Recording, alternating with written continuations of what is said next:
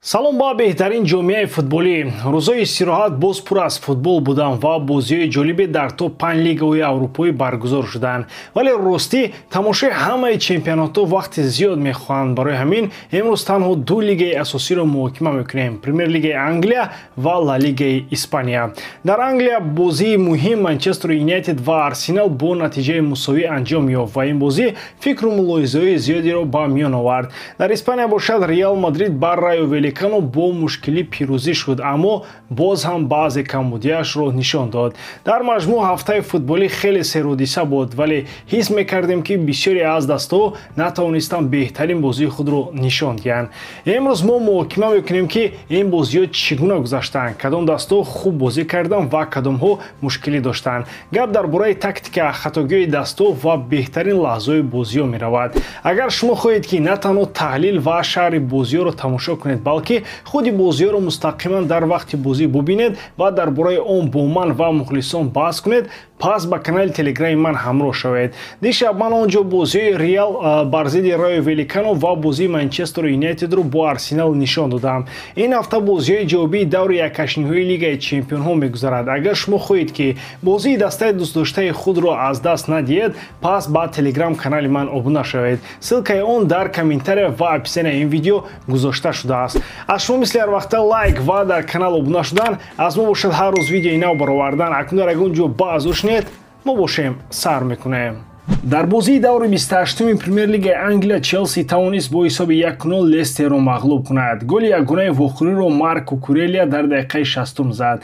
Новобаста ба ин пирӯзӣ, бозии Челси чандон боварибахш набуд. ҳуҷуми даста натавонист рақиби заифро мағлуб созад ва ягона гол ҳам на аз як ҳамлаи зебо, балки аз зарбаи дур ба даст омад. Дар дақиқаи 20 Ҷейден Санчо дар дохили ҷаримагоҳ бо қоидавайронкунӣ боз дошта шуд ва дувар ба фоидаи Челси пеналти таъин кард. Ин лаҳза имконияти хубе буд то лондониҳо ҳисобро боз кунанд. Кол Палмер, ки то ин бозӣ ҳамаи 17 пеналти худро ба гол табдил дода буд, ба зарба омода шуд. Вале дарвозабони Лестер Матс Хермансен бо ҳилаи худ тавонист ӯро асабӣ кунад. Палмер пеш аз зарба ҷои тӯбро каме иваз намуд. Дар натиҷа зарбаи ӯ қавӣ набуд ва Хермансен онро баргардонд. Ин аввалин пеналтии ноком дар карьераи Палмер буд, ки метавонад ба боварии ӯ таъсир расонад. Дар қисми дуюми бозӣ низ Челси бештар тӯбро назорат мекард, вале ҳамлаҳо самара намедоданд. Дар ниҳоят танҳо як зарбаи дур аз тарафи Кукурелия тавонист дарвозаи Лестерро рахна кунад. Жоанету, ки нақши ҳамлагари марказиро иҷро мекард, чандон муассир набуд. Кол Палмер низ пас аз нокомии пеналти худ хомӯш монд. Кристофер Нкунку бошад, тамоман ба худ монда нест. Ҳарчанд даста ҳимояи хуб нишон дод, вале дар хатти ҳамла ҳамаи чиз мушкилӣ боқӣ мемонад. Бо ин ғалаба Челси 49 хол гирифт ва ба ҷои чорум дар ҷадвали АПЛ баромад. Манчестер Ситиро паси сар кард. Аммо муҳим он аст, ки рақиб Лестер яке аз бадтарин дастаҳои мавсим аст. Дастаи Руд ва Нистерлой 12 бозӣ аз 15 таи охирро бохтааст ва дар ҷои 19-ум қарор дорад. Ин маънои онро дорад, ки чунин ғалабаҳо наметавонанд нишондиҳандаи воқеии қудрати Челси бошанд. Акнун даста дар даври хеле мушкил қарор дорад. 13 март бозии ҷавобӣ бо Копенгаген, 16 март дерби муқобили Арсенал. Барои он ки Челси мавқеи худро дар чоргунаи беҳтарин нигоҳ дорад, бояд фавран мушкилоти ҳамлаи худро ҳал кунад. Айни ҳол ғалабаҳо бештар бо меҳнат ва ҳимояи қавӣ ба даст меоянд, на бо футболе, ки воқеан боварибахш бошад. ҳоло Челси ғалаба ба даст овард, вале то дастаи воқеан рақобатпазир шудан ҳанӯз роҳе дар пеш аст. Манчестер Юнайтед ва Арсенал бозиро бо ҳисоби 1-1 анҷом доданд. Дар даври 28-уми Премер лигаи Англия Манчестер Юнайтед ва Арсенал ғолибро муайян карда натавонистанд.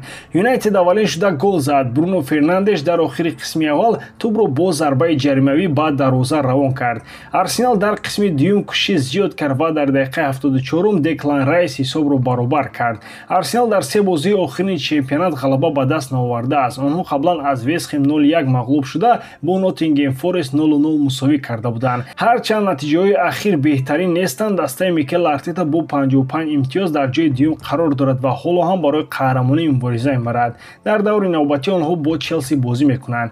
Юнайтед низ дар ҳолати хуб нест. Аз 6 бозии охирин онҳо танҳо як маротиба ғолиб омаданд бар Ипсвич 3-2. Дар дигар бозиҳо бо Эвертон 1-1 ва Реал Сосидад 1-1 мусовӣ карданд. Аз Тоттенхэм 0-1 мағлуб шуданд ва дар ҷоми Англия аз Фулхэм бо пеналти шикаст شکست خوردند. بازی نوبتی آنها 13 март дар Лигаи Аврупо бо Реал Сосидад хоҳад буд.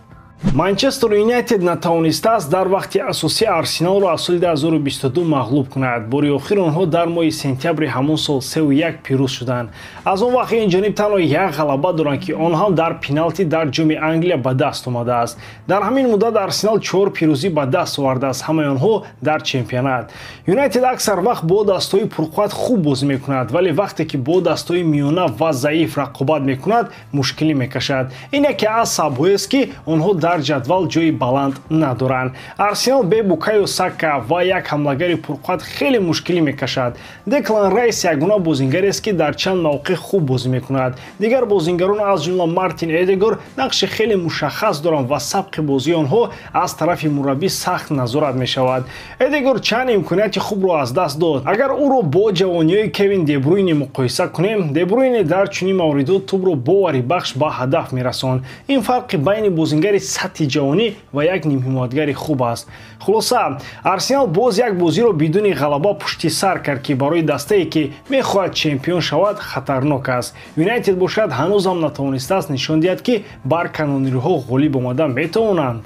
дар бозиҳои оянда маълум мешавад ки арсенал қудрати воқеии чемпиониро дорад ё ин ки не ва оё юнайтед метавонад ҳолати бади худро тағйир диҳад.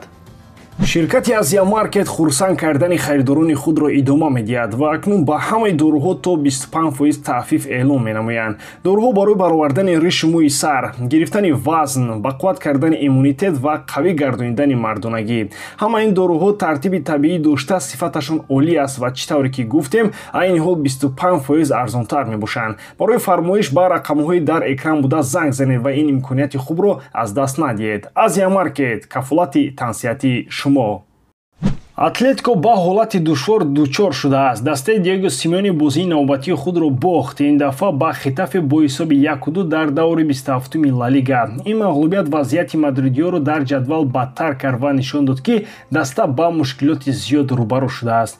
бозӣ барои атлетико хуб оғоз шуд. даста хуб дифоъ мекард ва ба рақиб имконият намедод. дар дақиқаи 75-ум пас аз пеналти Александр Серлот мадридиё пеш рафтиданд. ҳама фикр мекарданд ки онҳо ғолиб мешаванд, аммо дар дақиқаҳои охир ҳамаи чиз тағйир ёфт. Анхел Корея дар дақиқаи 86-ум корти сурх гирифт ва даста бо 10 бозингар монд. танҳо 2 дақиқа пас аз ин Мауро Арамбаре ҳисобро баробар кард. дар дақиқаи 90-ум ӯ боз як гол зад ва ғалабаро ба Хетафе овард.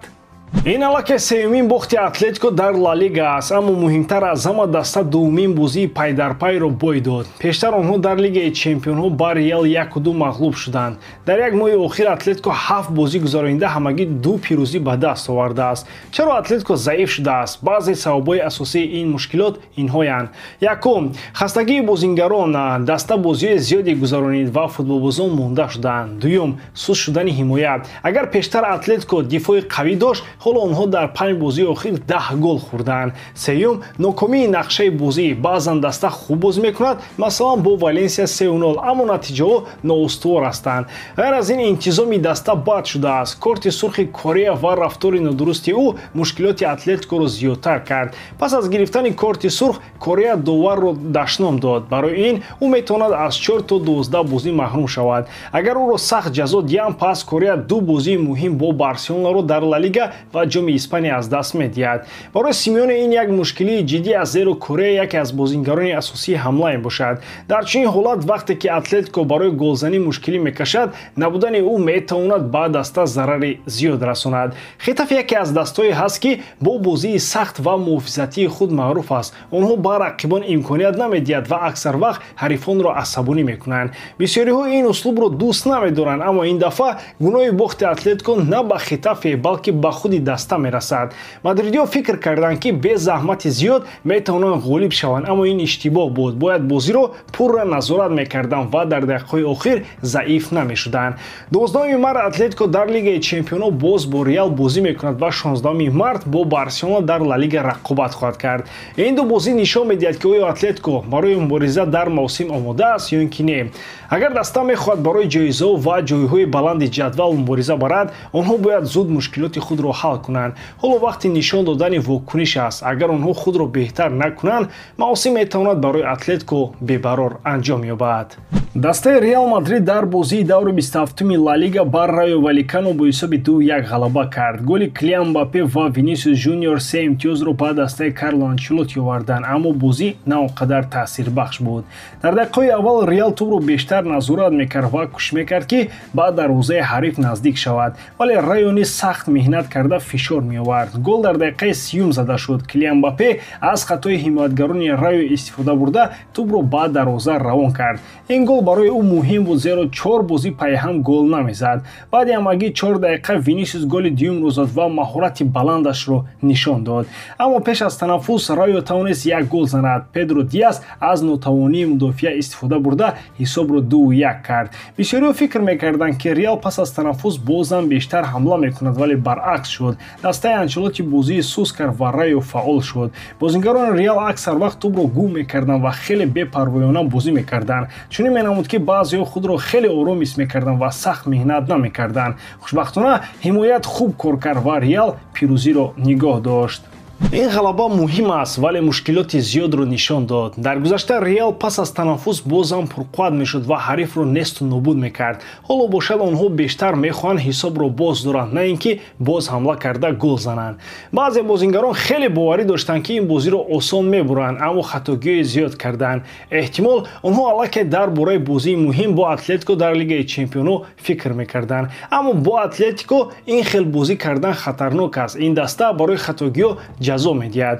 бисёриҳо мегӯянд ки вақти иваз кардани Анчелотти расидааст. ӯ як мураббии бузург аст, вале шеваи бозиаш хеле эҳтиёткорона аст. ҳоло Реал бозигарони пурқувват дорад ки метавонад бештар гол зананд, вале даста аксар вақт фишор намеорад ва бозиро оромона анҷом медиҳад. хаби Алонсо ҳамчун номзад барои ҷои Анчелотти баррасӣ мешавад. дастаи ӯ Байер хеле хуб бозӣ мекунад ва ҳам ҳамла мекунад, ҳам натиҷаи хуб мегирад. шояд ӯ метавонад ба Реал шеваи нави бозӣ оварад.